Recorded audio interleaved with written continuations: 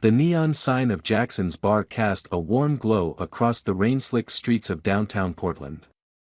Inside, Jackson Mitchell wiped down the weathered oak bar counter, his movements methodical and practiced after 15 years of ownership. The familiar scent of bourbon and aged wood wrapped around him like an old friend as his gaze drifted to the striking collection of paintings adorning the walls, Isabel's paintings. Each canvas told a story: the street musician playing his saxophone in the autumn rain, the elderly couple dancing in Pioneer Square, the summer festival alive with color and motion. But Jackson's favorite was the piece behind the bar, a tender portrayal of him mixing drinks, his expression peaceful, captured in soft brushstrokes that seemed to pulse with life. It was the first piece Isabel had created after they met 2 years ago, when she walked into his bar during a thunderstorm, her portfolio soaked but her spirit undampened. "Those paintings really transformed this place," Carter remarked, settling onto his usual barstool. Jackson's oldest friend had a way of reading his thoughts. "Remember what it looked like before? Just another dive bar with sports memorabilia." Jackson nodded, pouring Carter's usual whiskey neat. "She saw something here that I didn't.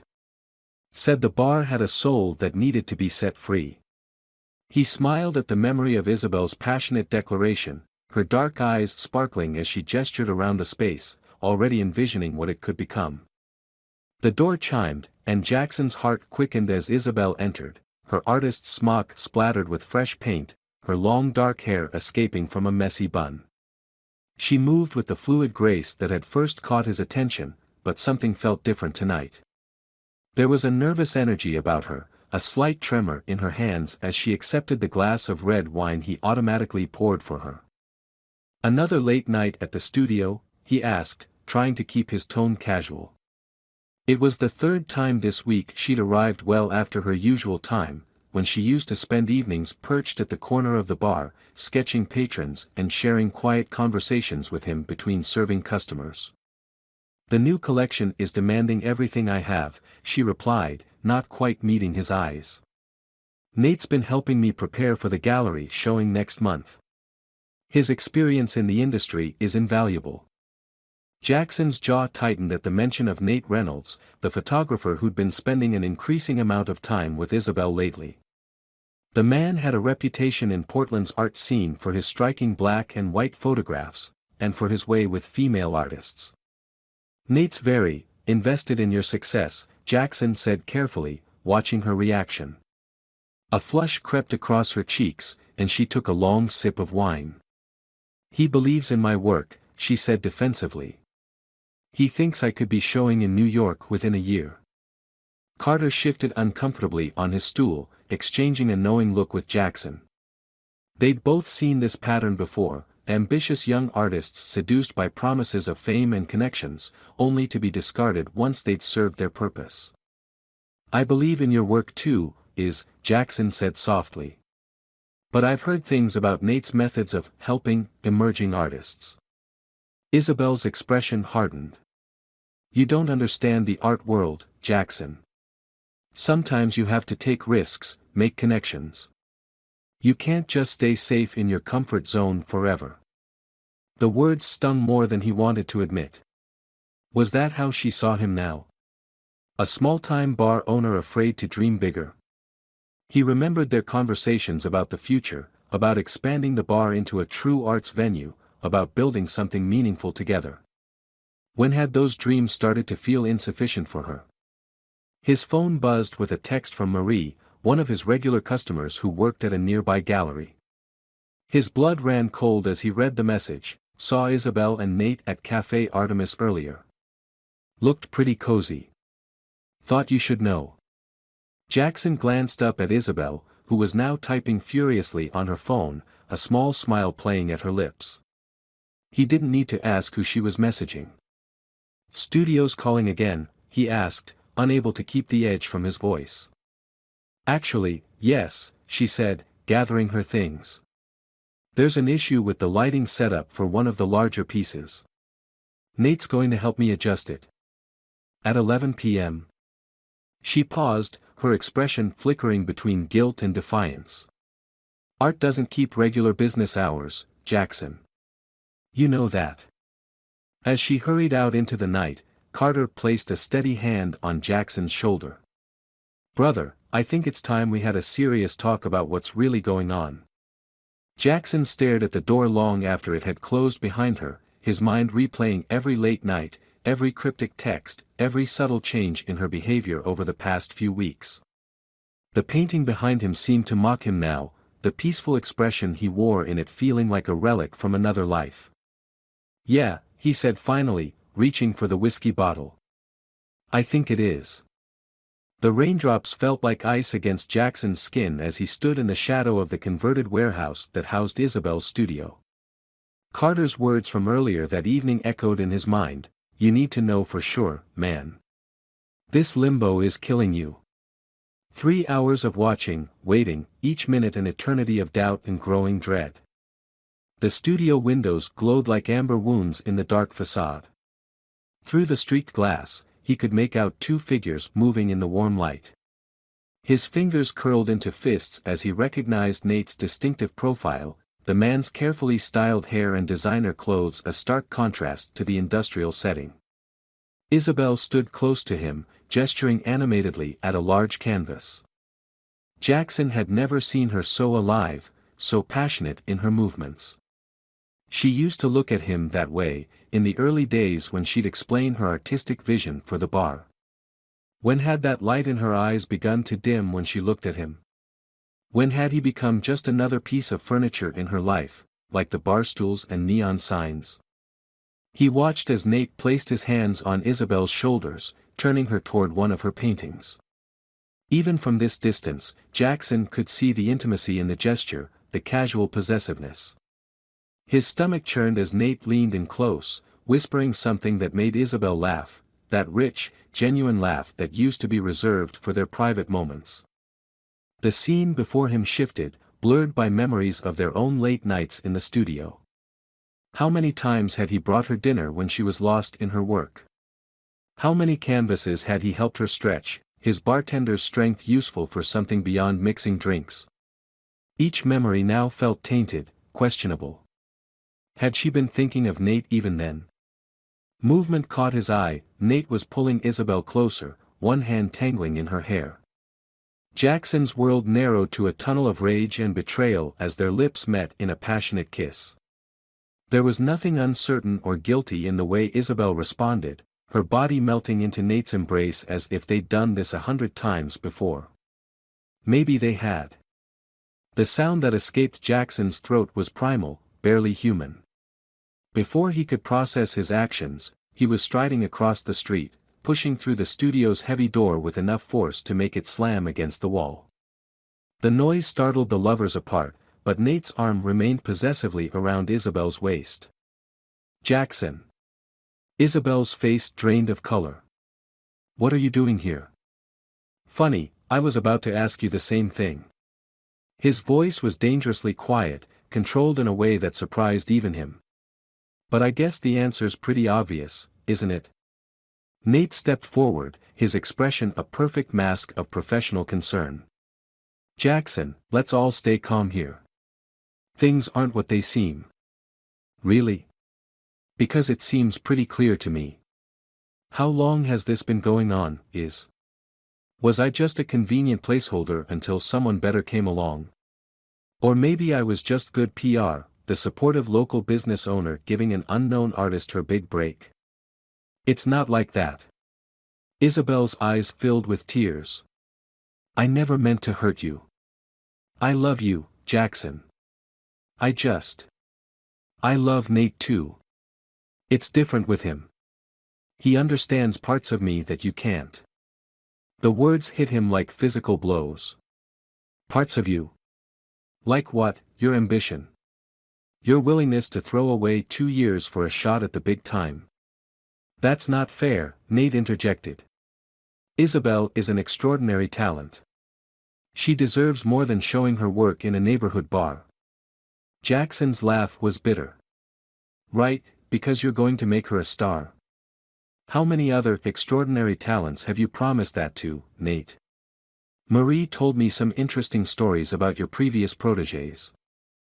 Something dark flashed across Nate's face before his smooth mask slipped back into place. I don't have to justify my professional relationships to you. Isabel is an adult capable of making her own choices. Choices?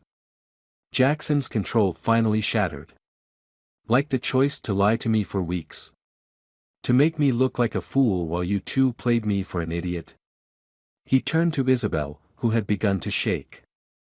Every late night, every cancelled plan, every time you pulled away when I tried to hold you, it was all for him, wasn't it? Jackson, please, she reached for him, but he jerked away as if her touch would burn him. We can talk about this. Figure something out. I never wanted to choose between you. Well, now you don't have to. Jackson's voice was ice. I'm making the choice for you. He pulled out his phone, quickly typing a message to his assistant manager. I want every single one of your paintings out of my bar by morning. I'll have them wrapped and sent here. Wouldn't want to hold back your career with my small-time venue anymore. You can't do that. Isabel's composure cracked. Those pieces are part of the bar's identity now. They belong there. They belonged there when they meant something. When they were created with love instead of manipulation. He looked between them, seeing them clearly for the first time. You deserve each other. The ambitious artist and the predatory mentor, it's almost poetic. As he turned to leave, Nate called after him, don't do anything you'll regret, Jackson. The art world's a small community. You wouldn't want to develop a reputation for being difficult. Jackson paused in the doorway, a cold smile playing at his lips. Is that a threat, Nate? Because let me tell you something about small communities, bar owners hear everything. And I've heard plenty about you. The door closed behind him with a final, devastating click. The rain had intensified, but Jackson barely felt it as he walked away from the studio, away from the life he thought he had built. His phone buzzed continuously, Isabel calling, then texting, her messages growing increasingly desperate. He ignored them all, his mind already turning to tomorrow, to the empty walls that would need to be filled, to the stories he would have to tell his regulars about why their favorite pieces were gone. But beneath the pain and anger, a small voice whispered that maybe this ending was also a beginning, a chance to rebuild something stronger, something truly his own. The neon lights of his bar beckoned in the distance, a lighthouse in the storm of his emotions. Carter would be waiting, ready with a bottle and a sympathetic ear. Tomorrow would bring its own challenges, but for tonight, Jackson just needed to make it home, to the one place that had never betrayed him. His phone buzzed one final time. A text from Marie, heard raised voices from the studio. You okay? Jackson stared at the message for a long moment before replying, no. But I will be. The morning after confronting Isabel and Nate, Jackson stood in his bar's empty dining room, staring at the bare walls. The nail holes where her paintings had hung looked like wounds in the exposed brick, each one a reminder of what he'd lost. His staff had worked through the night to carefully pack and remove every piece of art, leaving behind only shadows and dust outlines that seemed to mock him with their presence. Carter sat at the bar, watching his friend with concern. You're doing the right thing, you know. Clean break. No reminders. Jackson traced his fingers along the wall where her first painting of him had hung. Every customer who walks in is going to ask where the art went. What am I supposed to tell them? The truth, Carter said simply. That artists move on, evolve. That the bar is evolving too. The door chimed, and both men tensed, but it was just Marie from the gallery, carrying a cardboard tube under her arm. Her face was drawn with sympathy in something else, anger, Jackson realized. She'd known Nate longer than any of them. I brought something you should see, she said, unrolling several glossy magazines on the bar. I've been doing some digging. Nate's pattern, it's not new. Jackson leaned over the articles, his stomach churning.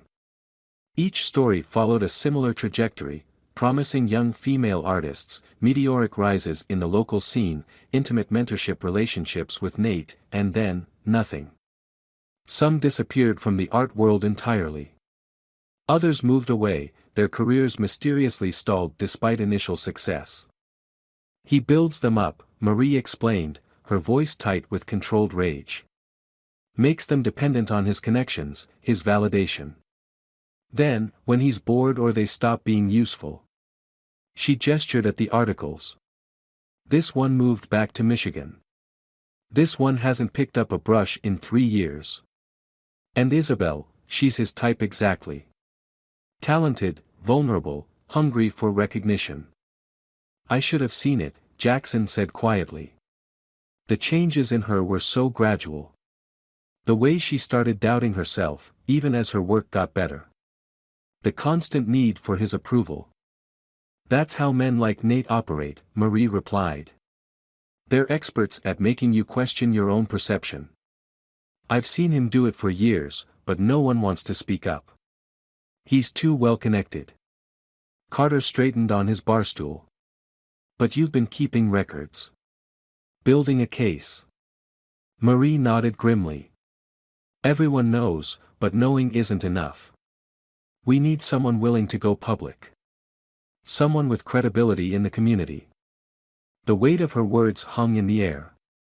Jackson thought about the other artists, the ones who'd lost their dreams to Nate's manipulation. He thought about Isabel, who despite her betrayal, was falling into the same trap he'd set for so many others. His phone buzzed. Another message from Isabel, please, we need to talk. You don't understand what's happening. Nate is helping me secure a major show. This could change everything. The desperation in her words was clearer now, seen through the lens of Marie's research. How many other women had sent similar messages to people who cared about them, believing they were on the verge of their big break? She asked me once why I never expanded the bar, took risks, Jackson said, looking around at his life's work. Said I was afraid to dream bigger. But this place, it's built on relationships, trust. Real connections with people who come here night after night. What Nate builds, it's all smoke and mirrors.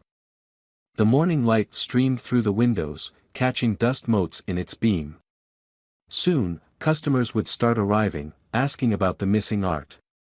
Jackson had spent the night thinking those questions would break him. Now, they felt like an opportunity. What are you thinking? Carter asked, recognizing the shift in his friend's expression. I'm thinking it's time for some new art on these walls. Real art, from artists who need a legitimate platform. He turned to Marie. You know every serious artist in Portland. Help me turn this place into something meaningful. Not just a bar with pretty pictures, but a genuine showcase for emerging talent. Marie's eyes lit up. A regular rotation of artists? Monthly shows? We could make it a destination for collectors who want to discover new voices. And every time someone asks about Isabel's work, Carter added, understanding dawning on his face, you have a chance to tell the truth about Nate.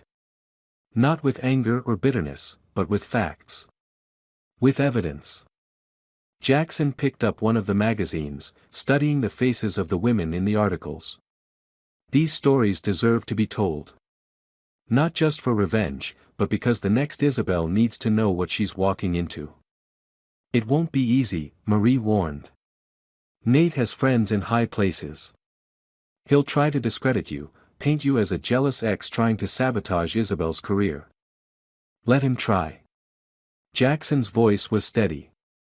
I've spent 15 years building trust in this community. People know me. They know this place. And they know the difference between authentic support and exploitation. The door chimed again. This time it was his assistant manager, Lisa, arriving early for her shift. She stopped short at the sight of the bare walls. Wow, she breathed. It looks bigger somehow. Like it's waiting for something. Jackson looked at the empty spaces with new eyes. Each blank spot was no longer a reminder of betrayal, but a canvas for something better. Something real. It is, he said. And we've got work to do. His phone buzzed one more time, Nate's number. He declined the call without hesitation, turning instead to Marie's stack of evidence. The truth was about to become his most powerful tool, and he intended to use it wisely. Rain drummed against the windows of Jackson's bar, creating a melancholic backdrop to the quiet afternoon crowd. 2 weeks had passed since the confrontation at Isabel's studio, and Jackson was beginning to understand that some wounds revealed themselves slowly, like paper cuts that sting hours after the initial slice. Lisa approached his office doorway, her expression carefully neutral. "There's someone here you might want to talk to," she said softly. "Says her name is Rachel Chen. She used to be one of Nate's protégés." Jackson looked up from the stack of invoices he'd been using to distract himself. "Did Marie send her?" "No, she came on her own. Said she saw the new artwork we hung last week and heard about what happened with Isabel." The new pieces had transformed the bar's atmosphere, vibrant works from local artists who'd never had a proper showcase before. Each one came with a story, a dream that deserved nurturing rather than exploitation. Rachel sat at the far end of the bar, her shoulders hunched as if carrying an invisible weight. She was younger than Jackson expected, probably in her mid-20s, with tired eyes that spoke of sleepless nights and hard-learned lessons. "Thank you for meeting me," she said as Jackson settled onto the stool beside her. "I've been trying to work up the courage to come forward for months." Her story unfolded like a familiar melody played in a minor key. Nate had discovered her at a small gallery showing, praised her unique vision, promised to help her navigate the competitive art world. The manipulation had been subtle at first, suggestions about her style, criticisms wrapped in compliments, gradual isolation from other artists. "He convinced me to sign over the rights to my entire portfolio," Rachel said, her voice trembling. "Said it was standard practice, that he needed control to properly promote my work. When I finally questioned him, he threatened to sue me for breach of contract." Jackson's hands clenched around his glass. "Did he ever follow through?" "No, but he didn't have to. He just buried me. Told galleries I was unstable, unreliable. Suggested to collectors that investing in my work would be risky." She pulled out her phone, showing Jackson a series of emails. "I kept everything. Every threat, every manipulation. I was too scared to use it before, but seeing your bar, hearing about what happened with Isabel." The door chimed, and Jackson's heart stopped as Isabel walked in. She'd lost weight, her usual confident stride replaced by uncertainty. Her eyes widened at the sight of Rachel, recognition and something like fear flashing across her face. "Jackson, please," she started, but Rachel turned to face her, shoulders straightening. "He's doing it to you too, isn't he?" Rachel asked gently. "Making you doubt yourself, your relationships, your own judgment." Isabel's composure cracked. "You don't understand. Nate believes in me. He's investing his own money in my show. He says I could be one of the most important artists of my generation." "Let me guess," Rachel's voice was soft with understanding. "He's already got you to sign over rights to your work. Convinced you that it's the only way to prove you're serious about your career." The color drained from Isabel's face. "How did you?" "Because he said the same things to me. To Catherine Martinez. To Jenny Park. To at least 5 other artists in the last 3 years." Rachel pulled out a thick folder. "It's all here.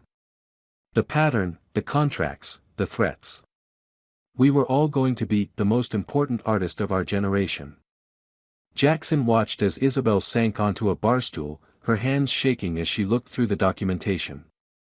Each page seemed to hit her like a physical blow, stripping away the carefully constructed illusion she'd built around herself and Nate. "The show next month," she whispered.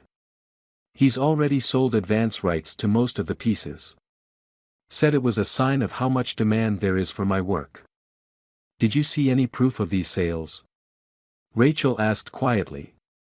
Any actual contracts with buyers? He said the paperwork was being processed. That I needed to trust him to handle the business side so I could focus on creating. Isabel looked up at Jackson, tears streaming down her face. I've been such a fool. I threw away everything real in my life for a lie. The door chimed again. This time it was Carter, accompanied by a sharp-dressed woman Jackson didn't recognize. Jackson, Carter called out, his voice urgent. This is Rebecca Torres from the Arts Commission. She needs to talk to you about Nate Reynolds. Apparently, we're not the only ones who've been building a case against him. The woman stepped forward, her expression grim. Mr. Mitchell, we've been investigating Mr. Reynolds for fraudulent art deals and exploitation of artists for months. We understand you and several artists connected to your establishment might have information relevant to our investigation. Jackson looked at Rachel with her folder of evidence, at Isabel clutching the damning documents, at the empty spaces on his walls that now represented possibility rather than loss. The truth was finally emerging, but he felt no triumph, only a deep sadness for all the dreams Nate had twisted and destroyed. Yes, he said finally. We have quite a story to tell you. His phone buzzed, Nate again, probably realizing his carefully constructed house of cards was about to collapse. Jackson declined the call, turning instead to Isabel and Rachel. Are you ready to tell the truth? He asked them. All of it? The two women exchanged looks, years of manipulation and fear passing between them. Then Rachel straightened her spine, pulling out her folder of evidence. Yes, she said firmly. It's time. The soft glow of evening settled over Portland as Jackson sat in his office, surrounded by the stories of Nate's victims. Each testimony on his desk represented a shattered dream, a trust betrayed, a wound that was only now beginning to heal. The investigation had grown beyond anything he'd imagined, revealing a pattern of manipulation that spanned nearly a decade. Rebecca Torres from the Arts Commission had spent hours interviewing Rachel, Isabel, and 3 other artists who'd come forward. Their collective evidence painted a picture of systematic exploitation that had gone unchecked for too long. But it was the quiet moments between testimonies that haunted Jackson most, the shared looks of recognition between survivors, the trembling hands steadied by newfound solidarity. You've created something remarkable here, Rebecca said, gesturing to the bar beyond his office door. The space had become an unofficial gathering point for Nate's former protégés, a safe haven where they could share their stories without judgment. This isn't just about building a legal case anymore. It's about healing. Jackson watched through his office window as Rachel helped a young artist hang her first professional piece on the wall that once held Isabel's work. The woman's hands shook slightly as she adjusted the frame, but her smile was radiant with pride. They're reclaiming their voice, he said softly. Their power. I just provided the space. Carter appeared in the doorway, his expression serious. Nate's lawyer called. They're offering a settlement, money to compensate for any misunderstandings if everyone agrees to sign non-disclosure agreements. Jackson felt a surge of protective anger. He's still trying to buy their silence. That's not all, Carter continued. Isabel's outside. She found something you need to see. She was waiting at the bar, a leather portfolio clutched to her chest like armor. The past weeks had changed her. Gone was the dreamy artist lost in Nate's grand promises. In her place sat a woman who had faced hard truths and emerged stronger, if sadder. I've been going through all my contracts with Nate, she said without preamble. The ones he had me sign when I thought he loved me. She spread the documents across the bar. Look at the dates on these sales agreements. Jackson leaned in, his heart sinking as he recognized several pieces, paintings that had once hung in his bar. These are dated months before. Before I ever met him, Isabel finished. He'd already sold them. Already planned exactly how he would use me, my art, my relationship with you. Everything was calculated. Her voice cracked. Even the night he first came to the bar. He knew about us, about how my work had helped transform this place. He saw an opportunity. Jackson remembered that night, how Nate had praised the paintings, commented on the unique synergy between the art and the space. What had seemed like genuine appreciation now revealed itself as careful reconnaissance. The paintings you took down, Isabel continued, the ones you had sent to my studio. He sold them immediately. Probably had buyers lined up before you even removed them. He used our pain, our breakup, to create urgency in the market. She wiped away angry tears. I let him turn our relationship into a commodity. Rebecca stepped forward, examining the documents with sharp interest. These sales contracts, they're part of a larger pattern we're seeing. Mr. Reynolds appears to have been running a sophisticated fraud scheme, selling the same pieces multiple times to different buyers. That's why he needed the rights to their work, Carter realized. He wasn't just controlling their careers, he was using their art as collateral in a pyramid scheme. The door chimed, and Marie rushed in, her face flushed with excitement. You're not going to believe this. Remember Jenny Park? One of Nate's first victims. She just called. She's been documenting everything since she left Portland. Every conversation, every threat, every manipulated sale. She's willing to testify. A ripple went through the gathered artists. Jenny Park had been a rising star before Nate, her sudden disappearance from the art scene had been the subject of countless rumors. She's not just willing to testify, Marie continued. She's been in contact with other artists from other cities. This goes beyond Portland. Nate's been running this scheme up and down the West Coast. Jackson watched as the information landed, saw the mix of vindication and grief on the faces around him. Each revelation was both a victory and a reminder of the depth of betrayal they'd experienced. He offered us a settlement, he said quietly, looking at each person in turn. Wanted us to sign NDAs. Rachel straightened, her voice firm. No more silence. No more letting him control the narrative. Isabel reached for Jackson's hand, the first time she'd touched him since that night in her studio. I know I have no right to ask anything of you. But please, help us end this. Not for revenge, but for justice. For healing. The touch was different now, not the intimate gesture of lovers, but the connection of allies united in a common cause. Jackson looked around at the transformed space, at the walls now filled with authentic art and authentic stories. Together, he said simply. We'll end this together. His phone buzzed, another message from Nate's lawyer, increasing the settlement offer. Jackson showed it to Rebecca, who smiled grimly. Tell them we'll see them in court, she said. Every single story deserves to be heard. 6 months after the investigation began, Jackson stood in his transformed bar, watching as people gathered for what had become more than just another art opening. The walls held stories now, not just in the paintings themselves, but in the strength of the artists who had reclaimed their voices, their work, and their dignity. Tonight marked the debut of Survivors in Color, a collaborative exhibition featuring works by 12 artists who had broken free from Nate's manipulation. Each piece spoke of resilience, of wounds transformed into wisdom, of darkness giving way to light. Rachel Chen's centerpiece dominated the main wall, a massive canvas that began in shadowy grays but exploded into vibrant color, each brushstroke a testament to her journey from victim to advocate. Beside it hung Jenny Park's first new work since returning to Portland, its quiet power drawing viewers into deep contemplation. I never thought I'd create again, Jenny said softly, appearing at Jackson's side. Her presence still carried echoes of past pain, but there was steel in her spine now.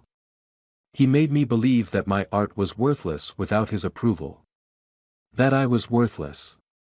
Jackson watched as a young collector engaged with her piece, asking thoughtful questions about her technique. Look at them, he said.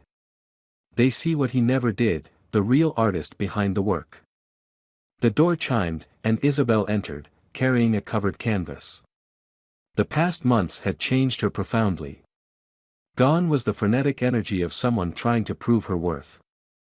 In its place was a quiet confidence, hard-won through therapy and honest self-reflection. "I finished it," she said, meeting Jackson's eyes. "If you're willing to see it." He nodded, and she carefully unveiled the painting. Jackson's breath caught in his throat. It was the bar, but not as she had portrayed it before. This version showed the space as it was now, filled with light and color, with artists and survivors supporting each other, sharing their stories.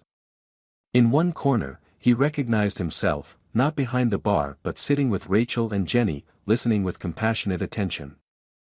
"You've created something beautiful here," Isabel said, gesturing to the gathering. "Not just a space for art, but a sanctuary for healing." I wanted to capture that truth.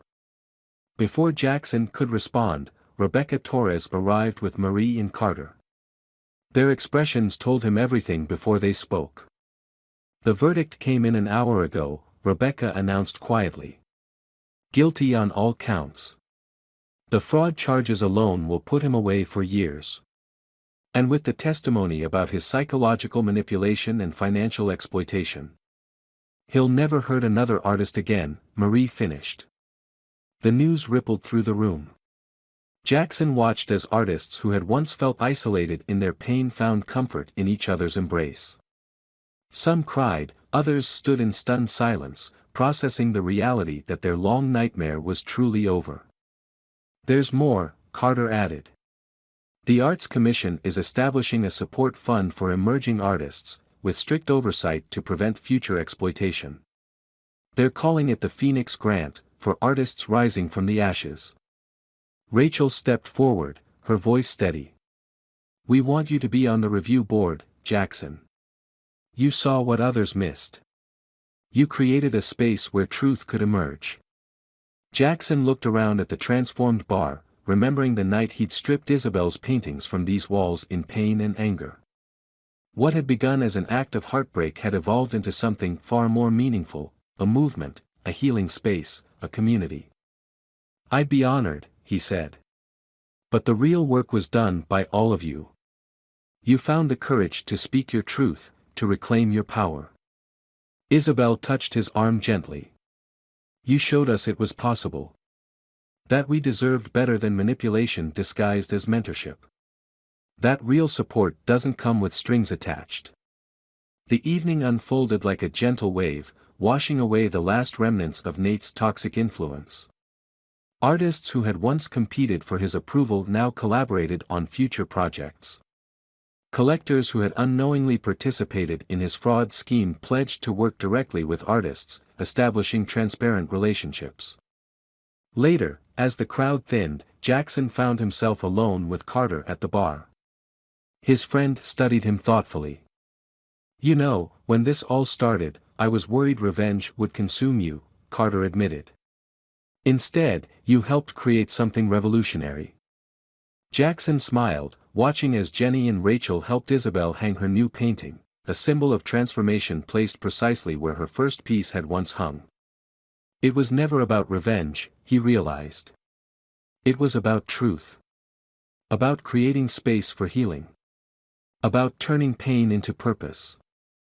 The neon lights of the bar cast their warm glow over the gathered artists, their shadows merging on walls now filled with authentic expression and hard-won freedom.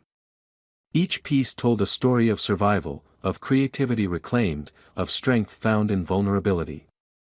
Tomorrow would bring new challenges, new artists needing support, new battles against exploitation in the art world. But tonight, in this space transformed by truth and compassion, Jackson knew that real change was possible. One story, one painting, one act of courage at a time. His phone buzzed one last time, a news alert about Nate's conviction. Jackson silenced it without reading, turning instead to the living testament of resilience that his bar had become. Some stories, he had learned, were best told not through headlines or verdicts, but through the quiet triumph of artists reclaiming their voice, their vision, and their power to create beauty from pain.